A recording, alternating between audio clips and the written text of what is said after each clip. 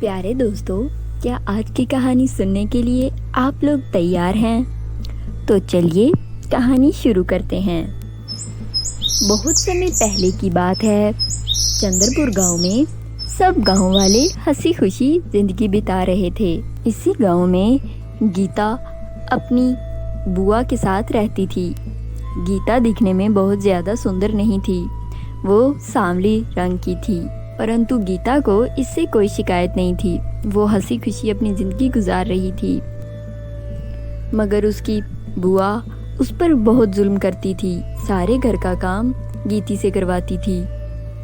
सावित्री की अपनी भी एक बेटी थी जिसका नाम था शालिनी। वो शालिनी से बहुत ज़्यादा प्यार करती थी और उसे दुनिया की हर खुशी देती। माँ, मेरे स्कूल शूज़ बहुत पुराने हो गए हैं। क्यों ना मैं नए स्कूल शूज़ ले लूँ? क्या कहती हैं आप माँ? अरे बेटी, आज तक तुमने जो कुछ मांगा है, कभी ऐसा हुआ है कि तुम्हें ना मिला हो? मेरे पास जो कुछ भी है सभी कुछ तेरा ही है मेरा बेटा। वो इतनी बातें कर ही रही होती हैं, तभी वहाँ पर गीता आ जाती है। माँ, इसको देखो, ये क्या कहने आई हैं? बुआ, मेरा स्कूल बैग फट गया है और उसमें बुक्स नहीं रखनी होती। मेरी टीचर कह रही थी कि मुझे एक नए बैग की आवश्यकता है। आप प्लीज़ मुझे ले देंगी ना? अरे चुप करके वही पुराना बैग पहन कर जा, वरना चुप करके घर बैठ जा। तेरी ख्वाहिशें मैं पूरी नहीं कर सकती। माफ़ कीजिए बुआ, वो फट चुका है। अब वो मैं कैसे यूज़ कर सकती हूँ? उसमें अब बुक्स नहीं आती। अच्छा, मेरा दिमाग खाने की ज़रूरत नहीं है। कुछ भी करके ढूंढ लो अपने लिए बैग। मेरे पास कुछ नहीं है तुम्हारे लिए। ये सब सुनकर गीता बहुत उदास हो जाती है और वो अपनी बुआ की पुरानी सिलाई मशीन से अपने लिए बैग सिलाई करने लगती है। इसी तरह दिन गुजर रहे होते हैं और एक दिन, रुको शालिनी बहन, मैं भी तुम्हारे साथ चलती हूँ स्कूल। नहीं, तुम्हें कोई ज़रूरत नहीं है, मैं अकेली जाऊंगी। तुम्हें साथ में लेकर नहीं चल सकती। तुम्हारे काला होने की वजह से तुम्हारे साथ साथ मेरा भी मजाक उड़ता है, इसलिए मैं तुम्हें साथ लेकर नहीं जाऊंगी। अकेली आ जाइयो। इस तरह शालिनी गीता को अपने साथ नहीं लेकर जाती। शालिनी गीता से थोड़ी बड़ी थी और वो ज़रा सीनियर क्लास में पढ़ती थी। तभी एक दिन क्लासरूम में गीता को उसके बैग से उसकी बाल पॉइंट नहीं मिलती। वो बहुत ढूंढती है।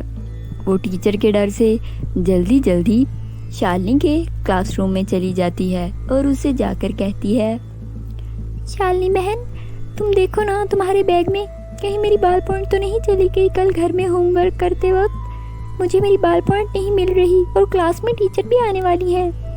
अरे मेरे पास कोई तुम्हारी बाल पॉइंट नहीं है। चलो निकलो यहाँ से।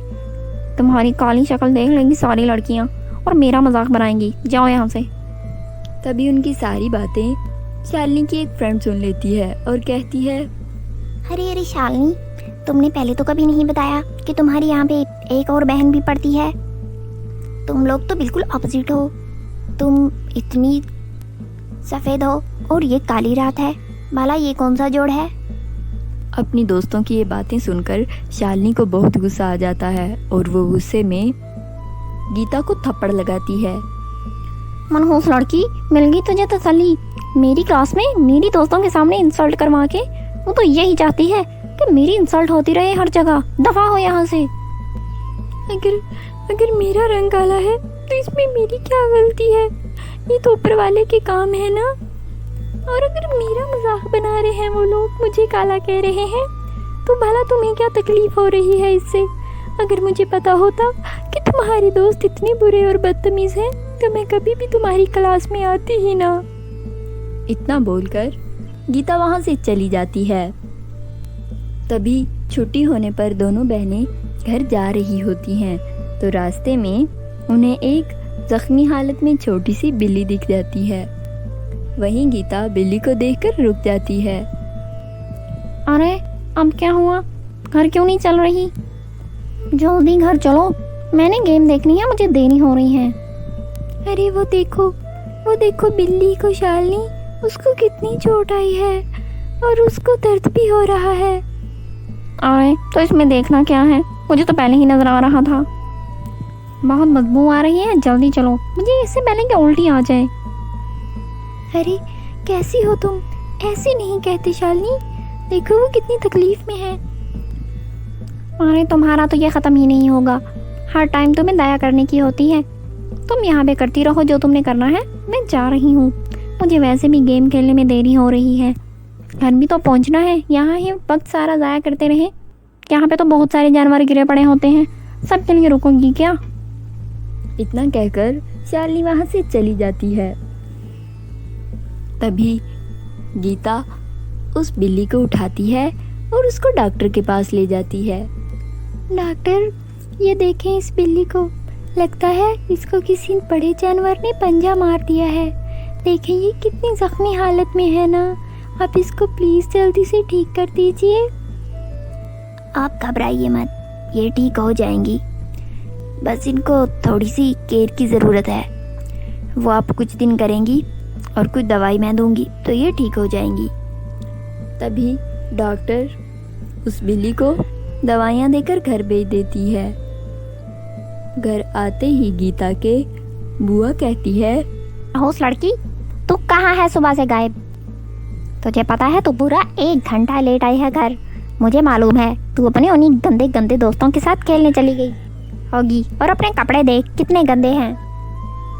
ऐसे ही उसकी बुआ उस पर बहुत चिल्लाने लगती है, परंतु गीता उसको उस बिल्ली के बारे में नहीं बताती, क्योंकि वो जानती थी कि बुआ उस बिल्ली को घर में रखने की इजाज़त नहीं देगी। ऐसे ही टाइम बीतता जाता है और गीता उस बिल्ली को बिल्कुल ठीक करके अपने कमरे में ही रख लेती है।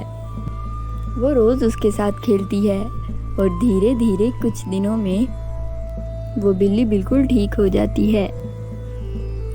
तभी एक दिन उसकी बुआ कहती है, ए लड़की, बात सुन, एक बर्थडे पार्टी में हमें जाना है, मैं और शालिनी वहाँ चली जाएंगी। रात को हमें लेट हो जाएगी, तो कल का खाना खाकर सो जाएं, हमारा इंतज़ार मत करती रहीं। बुआ, मुझे भी इतने दिनों से कहीं नहीं लेकर गए आप, मैं घर पे बोर हो जाती हूँ, मुझे भी बर्थडे पार्टी में ले चले। बर्थडे पार्टी में जाने के लिए शक्ल और कपड़े अच्छे होने ज़रूरी हैं, जो कि दोनों तेरे पास नहीं हैं। तू चुप करके घर बैठ, हो सकता है वहाँ पे किसी अच्छे लड़के का रिश्ता मिल जाए और मेरी शालिनी की वहाँ ही शादी हो जाए, मगर तुझे मैं लेकर गई तो मेरी बेटी का स्टेटस डाउन हो जाएगा। तू चुप करके घर ही रह और काम काज कर। ऐसे ही कुछ बातें करके शालिनी के साथ सावित्री चली जाती है। तभी गीता अपनी बिल्ली से बातें करते हुए बोलती है, कैटो, तुम्हें पता है बुआ मुझे कभी भी किसी फंक्शन पे नहीं लेके जाती, क्योंकि मेरा रंग काला है। वो ये नहीं सोचती कि मेरा भी दिल करता है फंक्शन पे जाने का, मेरा भी दिल करता है अच्छे अच्छे कपड़े पहनने का, मगर वो तो समझती हैं कि मैं काली हूँ और मुझको घर ही रहना चाहिए। बर्थडे केक खाना, नए नए दोस्त बनाना, वहाँ पे अच्छे अच्छे लोगों से मिलना मेरा दिल करता है, मगर बुआ कभी भी नहीं मुझे कहीं लेकर जाती। उसकी ये सारी बातें सुनकर कैटो कमरे में दौड़ती हुई बाहर निकल जाती है। वहीं गीता भी उस कैटो के पीछे पीछे चली जाती है। दौड़ते दौड़ते वो जंगल के पार आ जाती हैं और वहाँ उसको एक बहुत बड़ा दरख्त नज़र आता है, जिस पर बहुत ज़्यादा सोने की लिपस्टिक, नेल पॉलिश और सारा सोने का जादुई मेकअप पड़ा लटका होता है। ये सब देखकर गीता बहुत हैरान होती है और बोलती है, अरे अरे कैटो, तुम मुझे कहाँ ले आई? ये तो बहुत ही बड़ा और जादुई किट का दरख्त है। भला तुम्हें कैसे पता कि ये यहाँ था? ये तो बहुत अच्छा है, मगर ये इतना सारा मेकअप मेरे किस काम का? लोग तो मुझे फिर भी कल मुही कहकर ही बुलाएंगे। गीता ऐसे बोल ही रही होती है, तभी उस दरख्त से आवाज़ आती है, गीता, तुम एक भाग्यशाली लड़की हो। मैं बरसों से यहाँ रहती हूँ, मगर आज तक ये दरख्त किसी को दिखाई नहीं दिया। तुम्हें दिखाई दिया है। तुम जरूर एक ईमानदार और साफ दिल लड़की हो, तभी तुम मुझे देख सकती हो। मुझे मालूम है तुम्हें सब काले रंग की वजह से बहुत परेशान करते हैं। तुम ये मेकअप ले लो। तुम जैसे ही ये मेकअप लगाओगी तो तुम एक सुंदर लड़की में बदल जाओगी। ये सारी बात सुनकर गीता जल्दी से वो मेकअप लगा लेती है। मेकअप मुंह पर लगाते ही वो एक बहुत ही सुंदर और सुशील लड़की में बदल जाती है। वो अपने ऊपर इतना खूबसूरत फ्रॉक देखकर हैरान रह जाती है। फिर वो खुशी से नाचते हुए उस दरख्त का धन्यवाद करती है और वहाँ से उसी बर्थडे पार्टी में चली जाती है। उसकी बुआ के दोस्त के बेटे की बर्थडे पार्टी बहुत ही सुंदर और शानदार थी, मगर गीता की सुंदरता उस पार्टी को 4 चांद लगा रही थी। तभी अर्जुन की नज़र गीता पर पड़ती है और वो उसको देखकर फौरन उसको पसंद कर लेता है। अर्जुन का दिल गीता पर आ चुका था और वो भरी महफिल में गीता को शादी के लिए प्रपोज करता है। अर्जुन, मैं तुम्हारी फीलिंग्स को समझ सकती हूँ, मगर इतना बड़ा फैसला मैं अपनी माँ से पूछे बगैर नहीं ले सकती। ये कहकर वो अपनी बुआ को बुलाती है। बुआ, मैं आपकी बेटी गीता हूँ। शायद आप मुझको पहचान ही नहीं पा रही। अगर आप मुझको इजाज़त दे तो मैं अर्जुन को शादी के लिए हाँ बोल दूँ।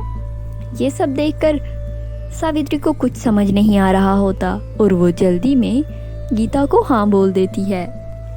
बस कुछ ही देर में पार्टी खत्म हो जाती है और सब लोग घर चले जाते हैं।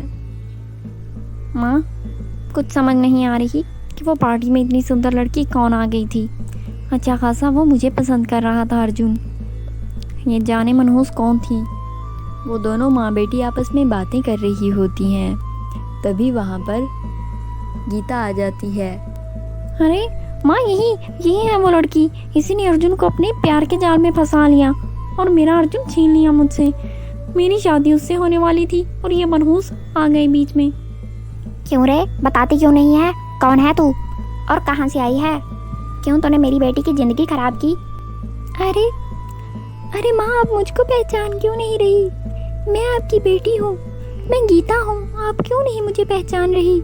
ऐसे कहकर वो सारी बात अपनी बुआ को बताती है और ये सब सुनकर वो लोग हैरान रह जाती हैं। उसके जाने के बाद माँ, मैं किसी को भी अपने बगैर इतना सुंदर नहीं देख सकती। मैं इसका बुरा हाल कर दूंगी। ऐसे ही वो दोनों आपस में बातें करते करते प्लान बनाती हैं और प्लान के मुताबिक रात होने का वेट करती हैं। जैसे ही रात होती है वो दोनों माँ बेटी गीता के कमरे में जाकर चुप चुप कर वो मेकअप चोरी कर लेती हैं और वही मेकअप जब शालिनी अपने रूम में आकर लगाती है तो मेकअप लगाते ही उसका मुंह बहुत ही काला और दानों से भर जाता है। ये देखकर वो रोने लगती है और चीखने लगती है। वो अपनी माँ को बुलाती है। अरे ये तुम्हें क्या हो गया? भला तुम इतनी सुंदर थी, ये तुमने क्या किया? अरे हम लौट गए, हम बर्बाद हो गए। यही ऐसे ही वो चीखने चिल्लाने लगती हैं और उनको अपने किए की सज़ा मिल जाती है और शालिनी और उसकी माँ अपने किए पर बहुत शर्मिंदा होती हैं और पछताती हैं। वहीं दूसरी तरफ गीता हंसी खुशी अपनी ज़िंदगी गुजारने लगती है। तो प्यारे दोस्तों, कैसी लगी आपको हमारी आज की कहानी? हमें लाइक और कमेंट करके ज़रूर बताइएगा। मिलते हैं नेक्स्ट कहानी में। तब तक आप अपना ख्याल रखिए। बाय बाय दोस्तों।